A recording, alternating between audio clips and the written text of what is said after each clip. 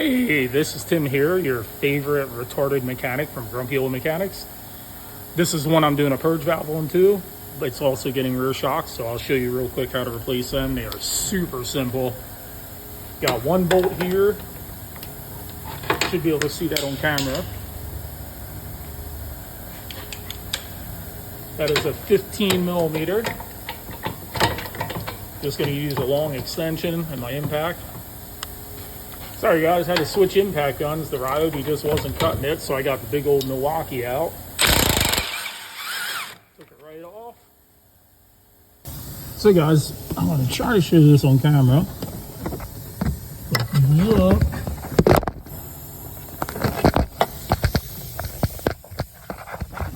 you look right up there, that's a 13 millimeter. And then we go to the other side of the shock. That's a 13 millimeter. And all I have to do is use a long extension and take those two bolts out and the whole shock will come out. Okay guys, so I got the 15 millimeter bolt out right there. And then I got the two 13 millimeter nuts out up there at the top.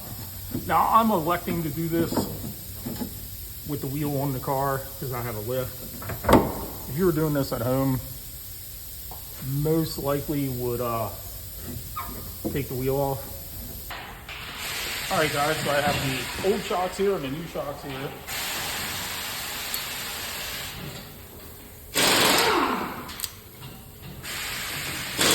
Basically I use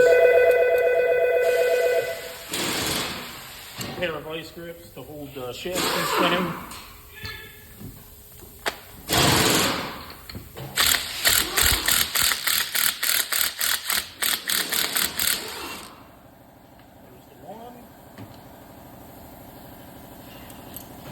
And if these boots are in the way, just slide it out. Just slide it out.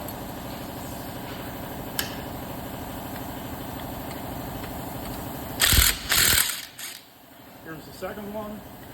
Now I normally reuse the old nuts because a lot of times the new nuts are self-locking and do more harm than good. The old ones still have enough self-locking in them that it'll be fine just reusing them. It'll be a lot easier to put them on too. Now here, you want to hold the shaft with vice grips, but you want to hold it all the way up here at the top, so that way you don't score the piston up and run the risk of it going down through the seal and tearing the seal. That one's good. But I'm just switching over the old protective boots and the bump stops. Mounts are still in fine shape. Just reusing them. Again, like I said, make sure you grab up near the top so there's no chance of this rod going down through and tearing the steel. Because the vice grips will leave marks on it. And then just slide these back up in. And there you go.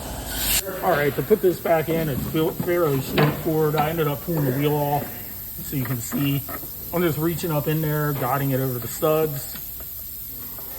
Start these two 13 millimeter nuts. Wow, look at the brakes on this motherfucker.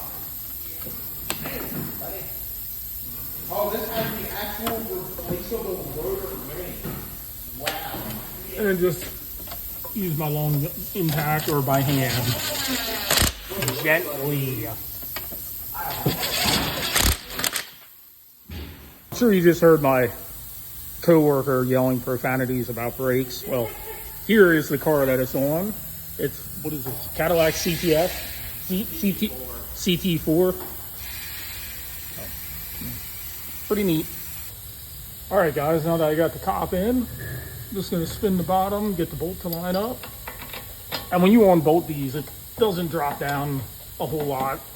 So you don't have to worry about putting a jack or anything under it if you're doing it at home.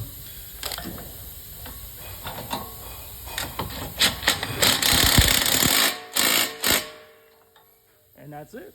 Super easy to replace. Quick job. Very common on these vehicles.